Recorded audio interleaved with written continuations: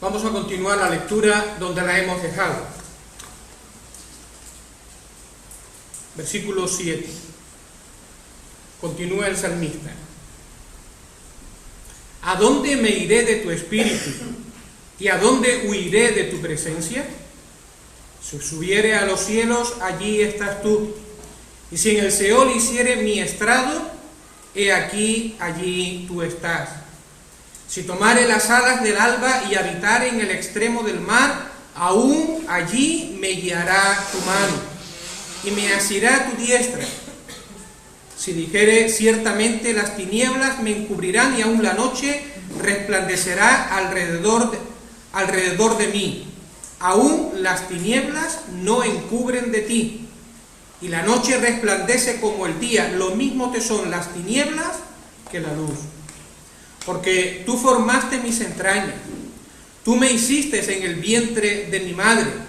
Te alabaré porque formidables, maravillosas son tus obras. Estoy maravillado y mi alma lo sabe muy bien. Hasta aquí la lectura en la palabra del Señor, pero realmente podríamos seguir leyendo todo el Salmo, y si tienen ocasión háganlo, porque realmente es un texto, un salmo muy, pero que muy hermoso. Bueno, pues reiteramos la bienvenida a todos los hermanos, también a los amigos que nos acompañan. Estamos gozosos o contentos de tenerles con nosotros y esperamos que este tiempo sea de bendición, que realmente pueda ser un tiempo bueno para cada uno de los que estamos aquí. Miren la pregunta que tenemos en la pantalla. ¿Y cómo es Dios? ¿Cómo es Dios? A ver, para la primera.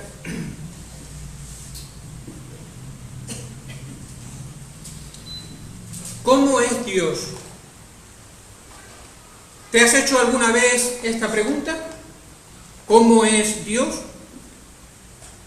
Yo creo que en más de una ocasión nos hemos tenido que enfrentar a una pregunta como esta. Y desde mi experiencia, porque me la han preguntado en alguna ocasión, yo creo que hay dos tipos de personas que se plantean esta pregunta, o que plantean esta pregunta: ¿cómo es Dios? Por un lado están aquellas personas que tienen algún interés, quizás sea curiosidad, pero quizás están buscando algo. Y entonces, pues se preguntan, ¿y Dios, si existe, cómo es Dios realmente? Pero al lado de estas personas que tienen esa inquietud sincera, o por lo menos tienen curiosidad por saber cómo es Dios, están también aquellos que buscan la oportunidad para la burla, o la oportunidad para la risa, para la incredulidad. Y me explico, porque en alguna ocasión algo parecido he vivido, ¿no? A veces te preguntan, ¿y si Dios existe, cómo es Dios? Así con un tono así un poquito así medio burlón. ¿Y cómo es Dios? Y antes de que puedas tú explicarle lo que tú has aprendido, lo que sabes acerca de Dios, dice, pero tú lo has visto, tú lo has visto. Y claro, como que digas que no, yo no he visto a Dios, pues incluso antes de que digas, tú no lo he visto, pues te dice, es que Dios no existe. Si no lo has visto, es que Dios no existe. Y de esa manera, pues sencillamente rompen la conversación o encuentran una ocasión para la burla. Y yo quiero entender que los amigos que estamos aquí, cada uno de los que estamos aquí, no somos como este segundo grupo de personas, sino que realmente si estamos aquí en esta tarde-noche es porque preguntas como estas son trascendentes, son importantes para nosotros. Y si Dios existe, ¿cómo es Dios? ¿Qué me puedes decir acerca de Él? Y eso es lo que vamos a ver de una manera breve, concisa, en esta tarde. Ahora, la siguiente pregunta es, ¿cómo lo vamos a hacer? Y me explico. ¿Se acuerdan aquello de, ¿y tú has visto a Dios? No, pues realmente no lo he visto. Podría decir lo conozco, pero no lo he visto. No lo he visto. Y es que en Juan capítulo 1 y versículo 18, el autor del Evangelio, el apóstol Juan, escribió esto: a Dios nadie le vio jamás. Entonces, claro, la primera pregunta que nos planteamos es: ¿cuál es la fuente de información para nosotros saber cómo es Dios? Porque es cierto, a Dios nadie le vio jamás.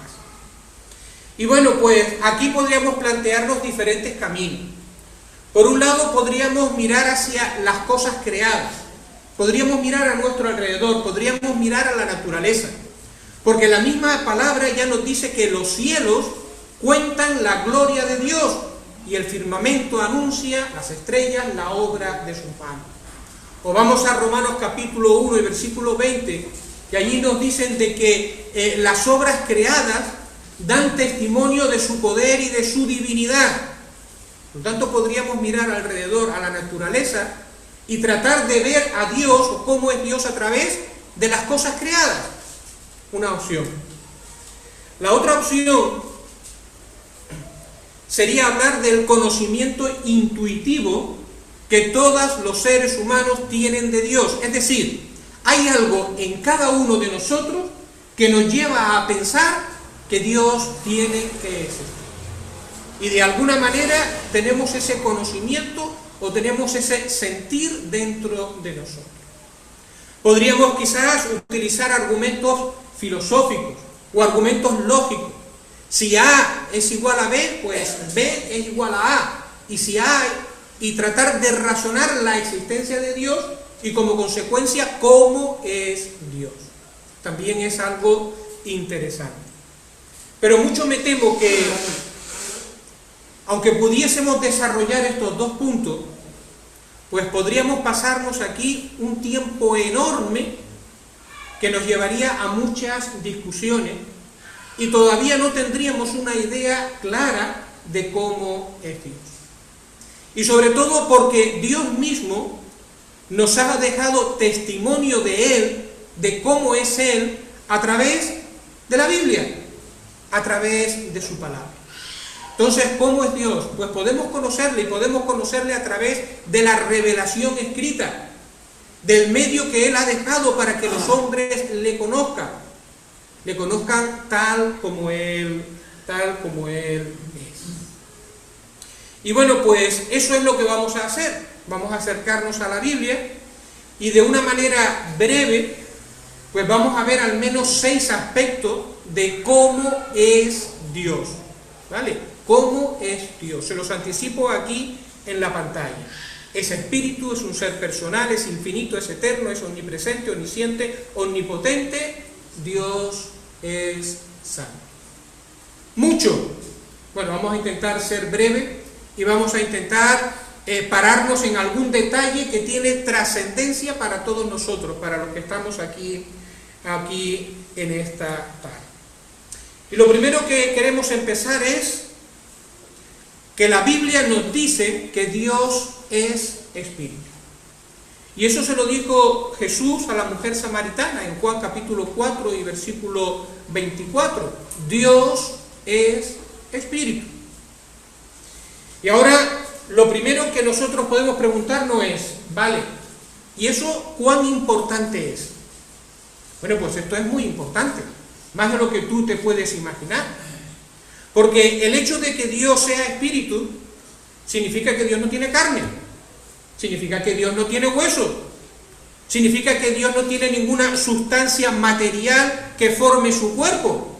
Dios es inmaterial, no hay materia de ningún tipo en Él, es espíritu.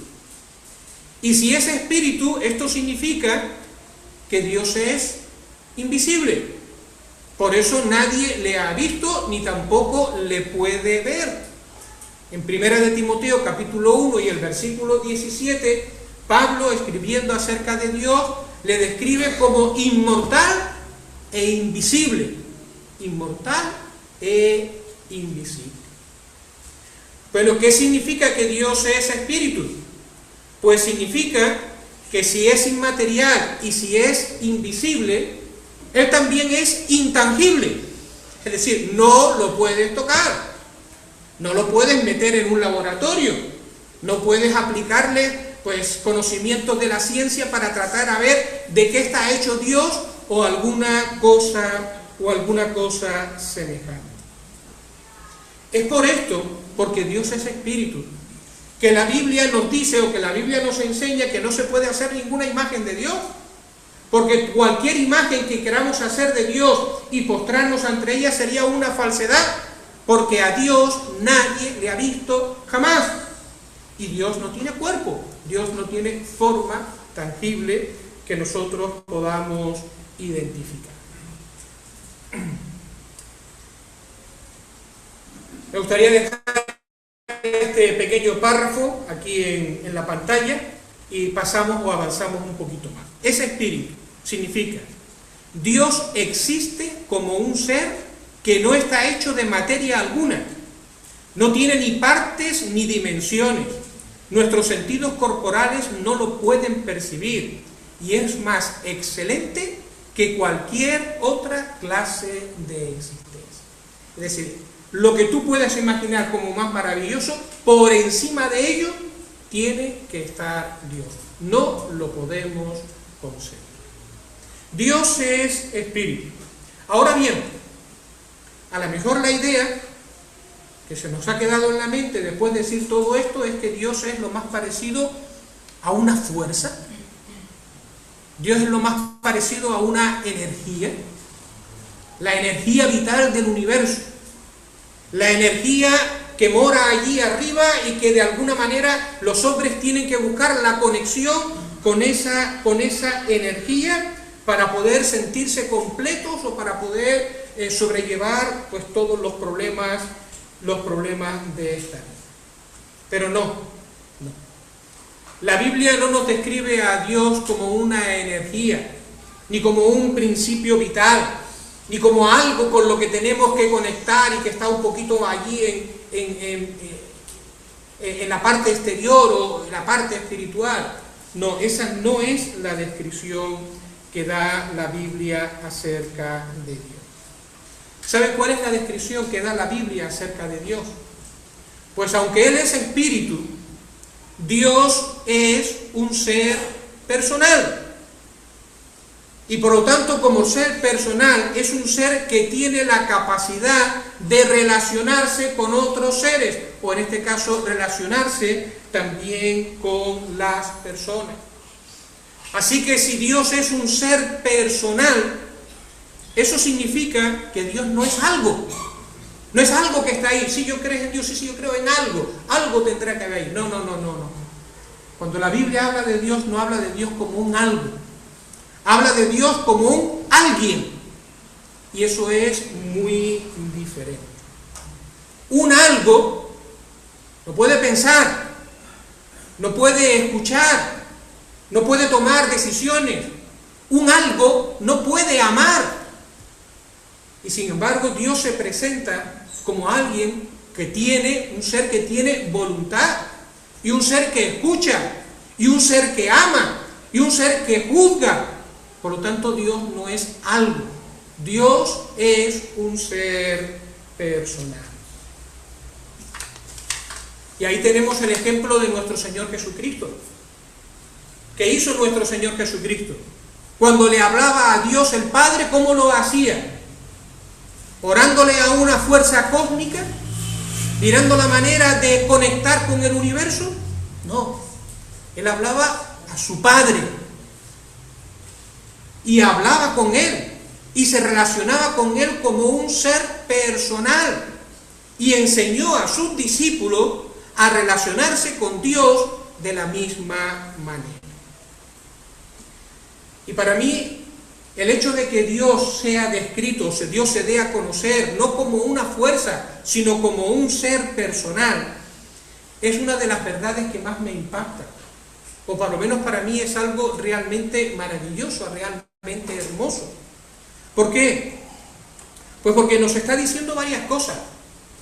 En primer lugar, nos está diciendo que no estamos solos en el universo. ¿Cuántas veces las personas salen a la calle y miran hacia arriba si existe un Dios? Y miran y dicen, estamos solos en la infinidad. Bueno, para consolarse están todos los extraterrestres que quiera decir Obama y los diferentes políticos de turno, ¿no? Sí. Pero el hecho de que Dios sea un ser personal significa que ahí fuera sí hay alguien. Y no solamente que hay alguien, sino que además es alguien que se interesa por ti, que está interesado por las cosas que ocurren en este mundo, que las personas son importantes para él. El hecho de que sea un ser personal significa que no es distante, que no es tampoco impenetrable.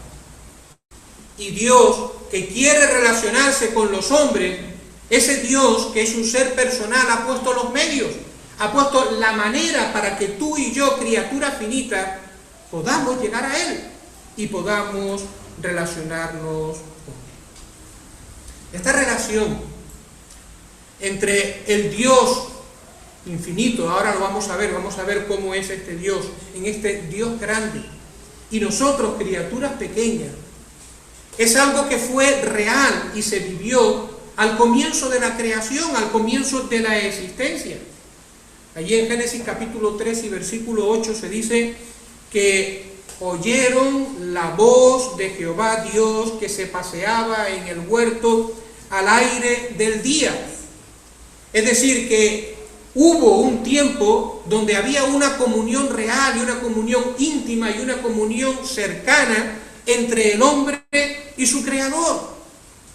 Pero aquello se perdió, aquello se rompió, y no fue por la voluntad de Dios, sino por lo que hizo el hombre, por causa del pecado, por causa de la rebelión que el hombre hizo delante de Dios, y el hombre se separó de Dios en ese momento. Y esa comunión que había, esa cercanía, esa intimidad, se perdió, se rompió, por causa de nuestra desobediencia, por causa de nuestra rebelión, lo que la Biblia llama por causa de nuestros pecados. Pero ¿cuál es la buena noticia, amigos? ¿Cuál es la buena noticia, hermanos? Pues que a pesar de que esto fue así, de que este Dios quiere tener relación, que la relación se perdió, Dios ha estado a lo largo de los siglos y del tiempo buscando o trabajando para restaurar esa comunión. Porque Él quiere tener relación, Él quiere tener comunión contigo. De ahí la venida del Señor Jesucristo a este mundo. De ahí su nacimiento, de ahí su vida, de ahí su obra, de ahí su testimonio. ¿Saben lo que dice Juan capítulo 14 y versículo 6? Vamos a buscar al menos este versículo. Juan 14 y versículo 6. Jesús le dijo: yo soy el camino y la verdad y la vida. Y ahora añade: nadie viene al Padre sino por mí. Dios quiere la comunión con el hombre y ha establecido el camino. Y el camino se llama Jesús.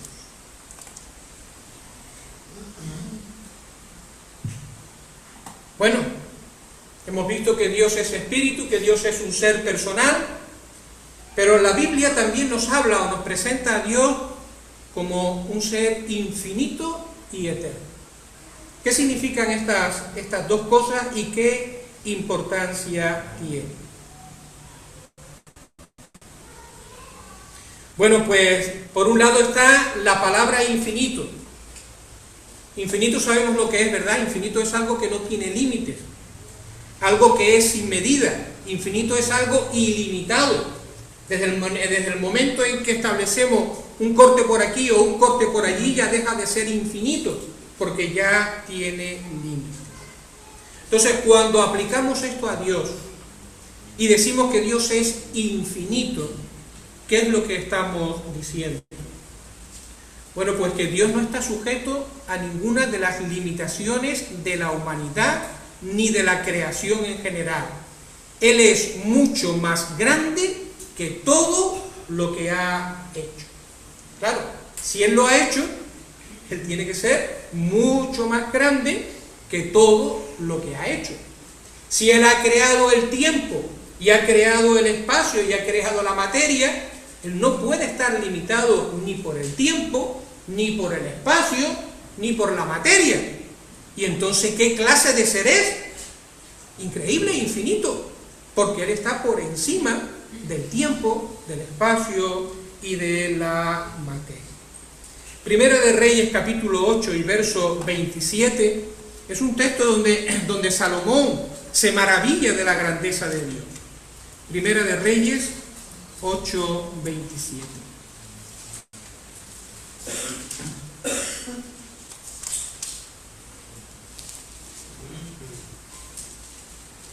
Dice, pero ¿es verdad que Dios morará sobre la tierra?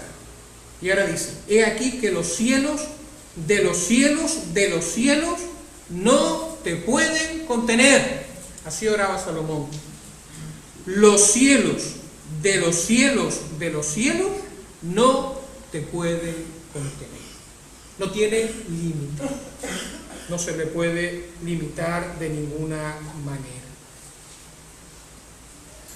Ahora, volvemos a insistir, ¿qué es lo maravilloso de esto? Bueno, pues que este Dios infinito, que no puedes encerrar, que no puedes medir, que no puedes por lo tanto manipular, ni puedes controlar, este Dios infinito quiere tener comunión con criaturas finitas como tú y como yo. Y este Dios infinito quiere regocijarse con nosotros. Y quiere amarnos, y quiere hablarnos, y quiere ser amado por nosotros, y quiere ser escuchado por nosotros, y quiere ser obedecido, y quiere ser adorado por nosotros. Él quiere tener una relación personal con cada uno de nosotros. Pero no solamente es infinito, sino dice además que es eterno. Y esto es interesante porque te responde a una pregunta de calle, una pregunta, ¿y a Dios quién lo hizo? ¿Y a Dios quién lo hizo? Bueno, pues la única respuesta es que Dios ha existido siempre. Dios no vino, a Dios no lo hicieron. Él es, Él siempre ha sido, y Él siempre ha estado ahí. Yo sé que a algunos les resulta como absurdo, pero ustedes saben lo que creían los científicos, y enseño, o sea, y recalco lo de científico, ¿vale? Los de bata, los de microscopio, los de muchos títulos, cabeza, universidad, etcétera, etcétera. ¿Saben lo que creían hasta hace poco? Que la materia es eterna. O sea, no pueden creer en un Dios eterno, pero sí se puede creer que la materia es eterna, que siempre, siempre, siempre, siempre, siempre, siempre, siempre, siempre, siempre ha existido. Pero no en un Dios que sea eterno. ¿Qué hace falta más fe para creer? ¿En una materia que ha sido eterna, eterna, eterna, eterna?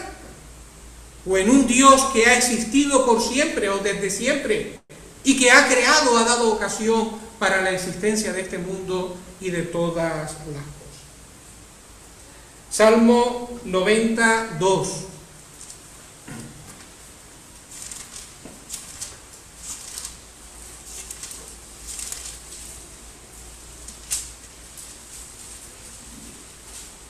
Mira qué bonito.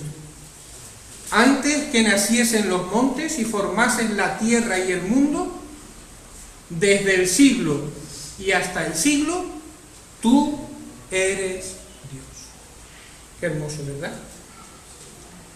Antes que nacieran los montes y formasen la tierra y el mundo, antes de todo, antes del siglo y hasta el siglo, es decir, el tiempo, antes del tiempo, hacia atrás o hacia adelante, no importa, antes del tiempo, dice, tú eres Dios.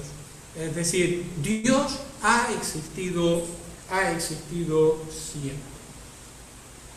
Bueno, pues damos un saltito más porque no queremos hacer la cosa excesivamente dura o excesivamente densa.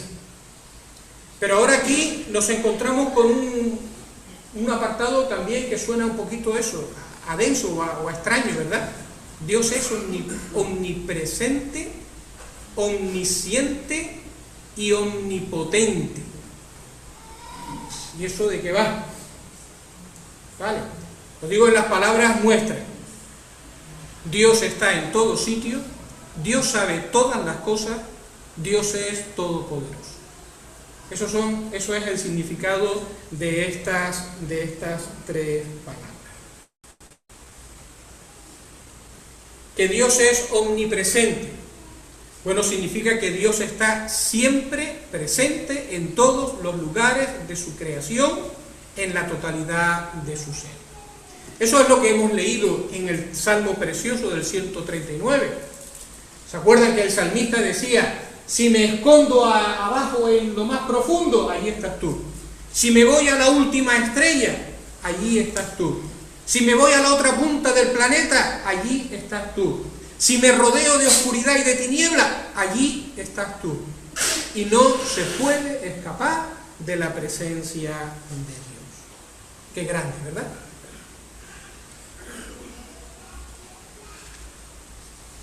Dios es omnisciente. Significa que Dios sabe todas las cosas. Cuando decimos que Dios sabe todas las cosas, Él sabe todo sin excepciones. No hay nada que Dios no sepa. Y ahora piensa en esto. Dios sabe las cosas que han pasado, las tuyas, pero también la de Él, y la de Él, y la del otro, y la de todo el mundo, y la de los que murieron y de los que vivirán. Dios sabe todas las cosas, las pasadas, las presentes y las futuras. Pero no solamente que sabe todas las cosas de todos los hombres, los que viven, los que han vivido, los que vivirán, pasadas, presentes y futuras, sino que Dios sabe incluso las reales y las posibles. ¿Qué hubiese pasado si? Pues Dios sabe lo que hubiese pasado si tú hubieses hecho esto, o hubiese pasado aquello, o hubiese pasado lo otro. En el pasado, en el presente y en el futuro. Se te pone la cabeza así, ¿verdad? Porque tratar de imaginar o de pensar en un Dios que sabe todas las cosas con tanto conocimiento, pues puede llegar a ser algo que verdaderamente nos desborda. Primero de Samuel, capítulo 2 y versículo 3, un libro del Antiguo Testamento, un libro antiguo. Y mira lo que dice aquí Samuel. Primero de Samuel, capítulo 2 y versículo 3.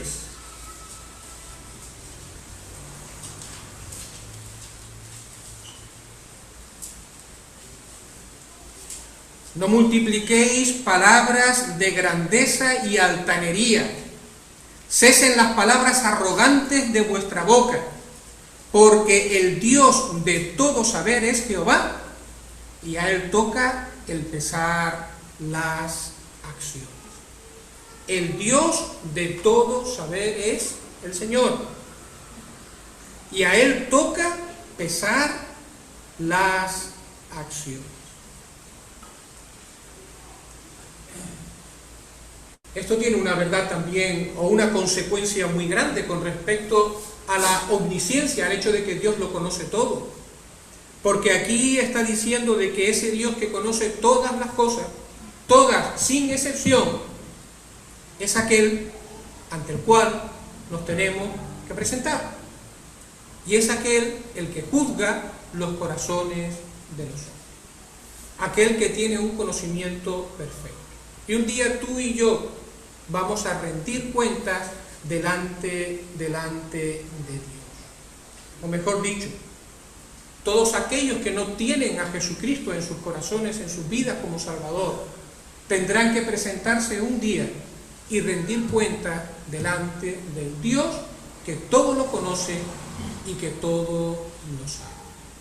Así que la pregunta es, ¿y estamos preparados para ese encuentro con Dios? Y después de afirmar que Dios es omnisciente, también tenemos que decir que Dios es omnipotente. Y omnipotente significa que es todopoderoso. Y todopoderoso significa que Dios tiene el poder de hacer y de cumplir toda su santa voluntad. Todo lo que Él decide hacer, se hace, y no hay nada que lo impida, ni nadie que lo impida. Dios no tiene restricciones externas. No hay nada ni nadie que pueda restringirlo para no hacer o para no cumplir su voluntad, o todo aquello que Él se ha propuesto.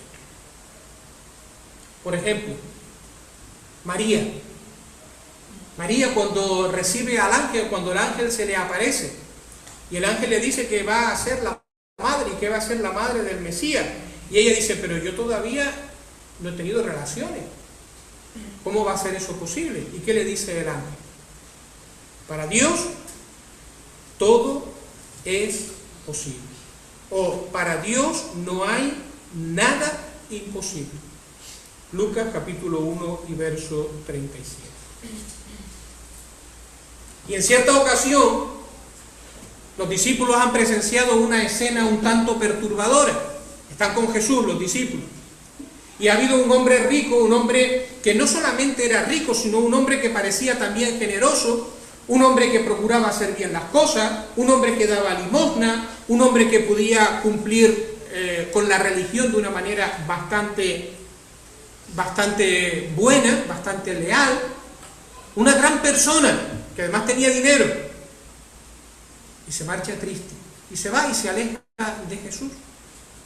Y en esa circunstancia los discípulos preguntan, bueno, ¿y si este hombre no se puede salvar?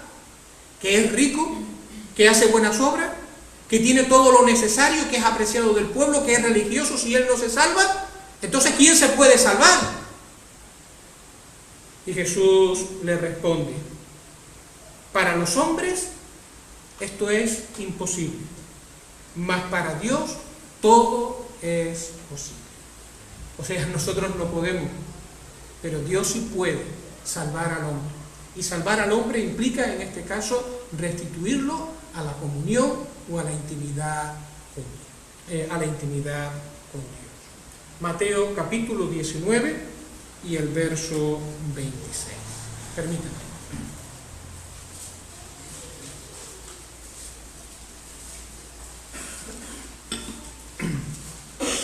Un inciso o dos incisos más. Si Dios tiene todo el poder y para Dios no hay nada imposible, entonces aquellos que hemos venido a ser hijos de Dios por la fe en el Señor Jesucristo, aquellos que hemos creído en Él, le tenemos por nuestro Padre, hemos sido adoptados en su familia, como veíamos esta mañana, entre otras muchas cosas, podemos vivir confiadamente en este mundo, a pesar de los reveses, a pesar de los problemas, a pesar de las enfermedades, a pesar de las guerras, a pesar de los contratiempos. ¿Por qué? Porque sabemos, hermanos, que estamos en las manos de un Dios todopoderoso y que será su voluntad la que finalmente prevalezca y la que finalmente será hecha. Y sabemos que descansamos en Él y que Él, que se ha comprometido con nosotros por medio de Jesucristo, cuando llegue el momento nos llevará de este mundo a su presencia. Y eso nos da paz, o nos da fuerza en medio de la lucha de este día, de cada día. Que Dios es todopoderoso. ¿Sabe qué significa? Que ese Dios todopoderoso un día va a irrumpir en este mundo y que va a poner fin a toda la maldad y a toda la corrupción. Y finalmente todos los hombres tendrán que dar cuenta delante de Él. Y este mundo va a experimentar finalmente la liberación, pero la liberación que viene de Dios, no la liberación que viene de los hombres. Y bueno, por último, nos acercamos al último de los que yo he escogido, porque hay mucho más que decir, muchísimo, ¿vale? Pero permíteme ahora meditar brevemente sobre este otro. Dios, ese Dios que es infinito y eterno, que está en todas partes, que todo lo conoce, que todo lo puede, este Dios también se presenta como un Dios santo, un Dios santo. En el profeta Habacuc, en el capítulo 1 y versículo 13, precisamente Habacuc está incitando a Dios a que actúe contra la maldad, y entonces empieza con esta afirmación, el profeta: muy limpio eres de ojos para ver el mal, ni puedes ver el agrado. Dios, muy limpio eres de ojos para ver el mal. Dios es santo. Esto tiene, digamos, que se puede expresar en positivo y se puede expresar en negativo, ¿vale? A ver, esto no es nada complicado. Miren, en positivo, que Dios es santo significa que Él es absolutamente puro, absolutamente inmaculado, tanto en su naturaleza como en su conducta. Puro e inmaculado. En negativo, que Él está separado de todo lo que sea sucio, de todo lo que sea impuro y separado de todo lo que sea inmundo. Dios es santo. El apóstol Juan lo describió con estas palabras. Primera de Juan 1:5. Dios es luz y no hay ningunas tinieblas en él. Vale. Esto que acabamos de decir es posiblemente el atributo o la perfección de Dios que más burla tiene de parte de los hombres. Y los hombres se gozan en burlarse de la santidad de Dios. Y se gozan en menospreciar o tener en poco la santidad de Dios. Y se hacen chistes y comportamiento y grosería, teniendo siempre como punto de vista o como ofensa, ofender a la santidad de Dios. Pero ahora yo te voy a hacer una pregunta. Piensa en esto. Piensa en este Dios tan maravilloso que acabamos de describir, ¿vale? Un Dios que es espíritu, un Dios que es personal, un ser personal, pero un Dios que es infinito, no tiene límite, y que es eterno, que todo lo sabe, que todo lo conoce y que está en todas partes, ¿vale? Piensa en este Dios que acabamos de describir. Y este Dios no actúa ni en santidad ni en justicia. No es santo. ¿Qué es entonces? Un tirano cósmico. El peor ser que haya podido existir. Lo peor que nosotros nos podríamos imaginar. Porque si este Dios, que todo lo sabe, que todo lo conoce, que todo lo puede, que es infinito y eterno, no es santo, entonces es un ser arbitrario, un ser egoísta, un dictador. Quiere decir que esa cualidad que nosotros denostamos de Dios es posiblemente de lo más hermoso que podríamos esperar de Dios. Él es santo y por lo tanto no actúa en capricho, ni actúa de manera egoísta, ni de cualquier manera. Otra cosa. Este atributo de Dios pone delante de nosotros cuál es el problema del hombre a la hora de conocerle o a la hora de relacionarnos con él.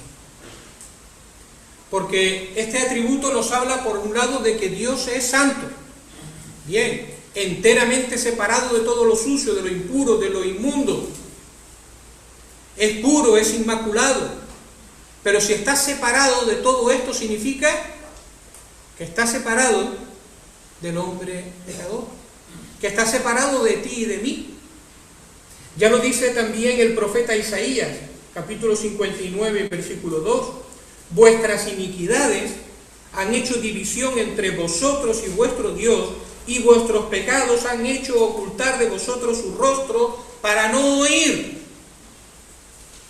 A causa de nuestra condición, Dios tiene que poner una distancia entre el hombre pecador y el Dios que también es santo, y es limpio, y es puro.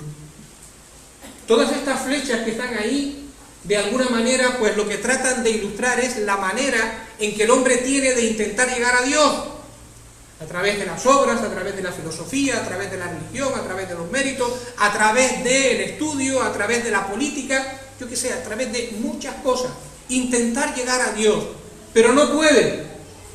No puede porque hay un abismo que separa al hombre pecador del Dios que es verdaderamente santo. Bueno, lo dejamos aquí, hacemos un paréntesis, ya vamos acercándonos al final.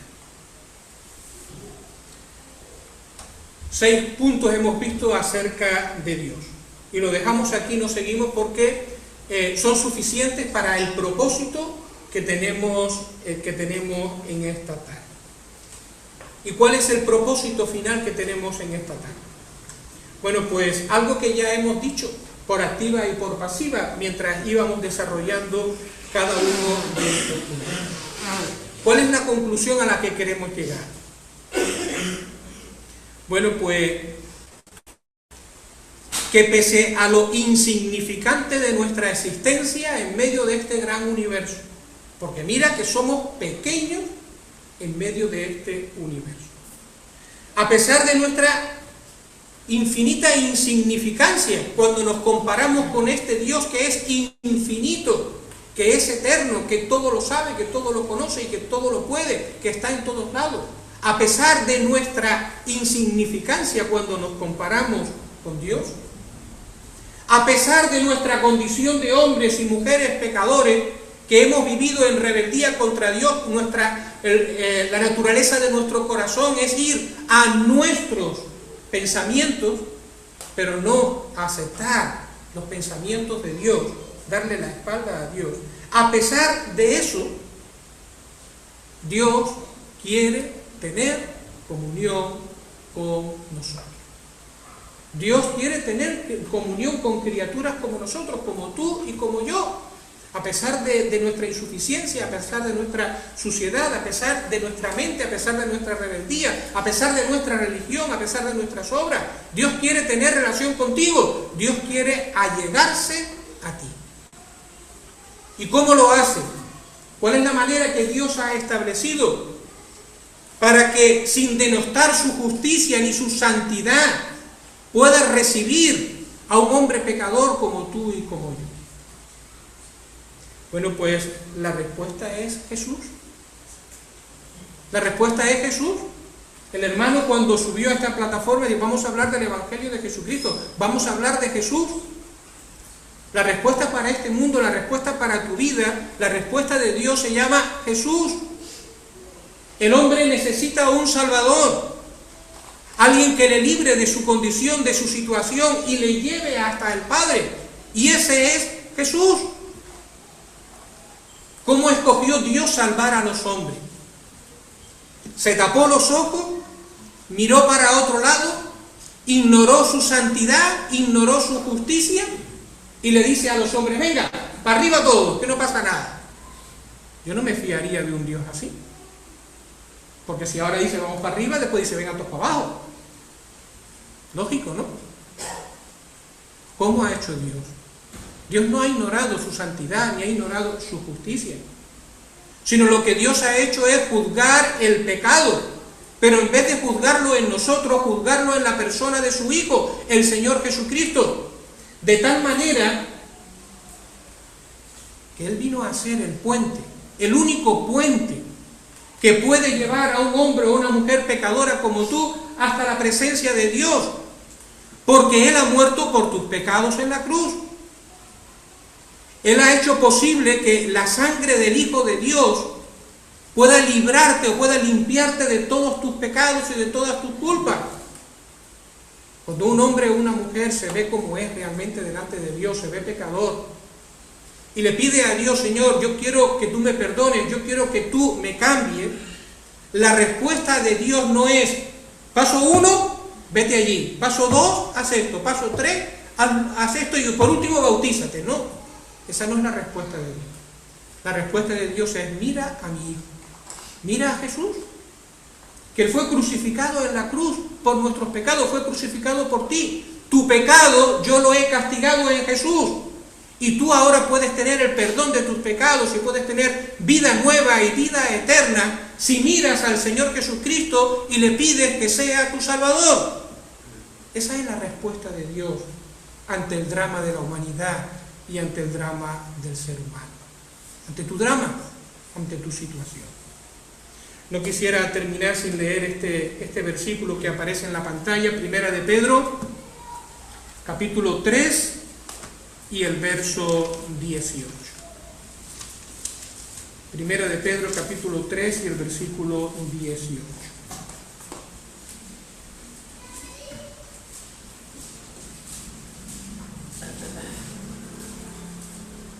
Porque también Cristo padeció una sola vez por los pecados. Y está pensando en todos los hombres, no está pensando en Adán, por ejemplo, o en una persona en concreto, no, por los pecados, por todos los hombres. El justo, él, sin pecado, padeció o llevó el castigo de los injustos, con un propósito: para llevarnos a Dios. Cristo padeció una sola vez por los pecados, el justo por los injustos, para llevarnos a Dios, siendo a la verdad muerto en la carne, pero vivificado en espíritu. Murió y resucitó para ser tu Salvador. Pero Él es la respuesta de Dios. Él es la respuesta de Dios a la realidad de nuestro pecado y a la realidad de la separación. Y la respuesta de Dios cuando Él dice de una manera real que Él quiere tener comunión con nosotros. Él quiere venir a vivir a tu vida, Él quiere venir a vivir a tu corazón. Y la sangre de Cristo te limpia de todos tus pecados. Y por medio de Cristo puedes tener un nuevo corazón, donde Él venga a habitar por la fe, haciendo de ti un hombre y una mujer verdaderamente nueva, verdaderamente nueva. Pues lo único que nos queda es invitarte a la reflexión, invitar a mirar al corazón y no quedarnos con el conocimiento teórico, ¿vale? Todas estas cosas que hemos dicho acerca de Dios, ¡wow!, me las llevo a mi casa. No, quédate con lo que hemos dicho detrás de todo eso. Ese Dios te ama, te busca y ha entregado al Señor Jesucristo para que tú puedas ser salvo, tengas el perdón de tus pecados y tengas la vida eterna. Que el Señor bendiga la palabra en nuestros corazones. Amén.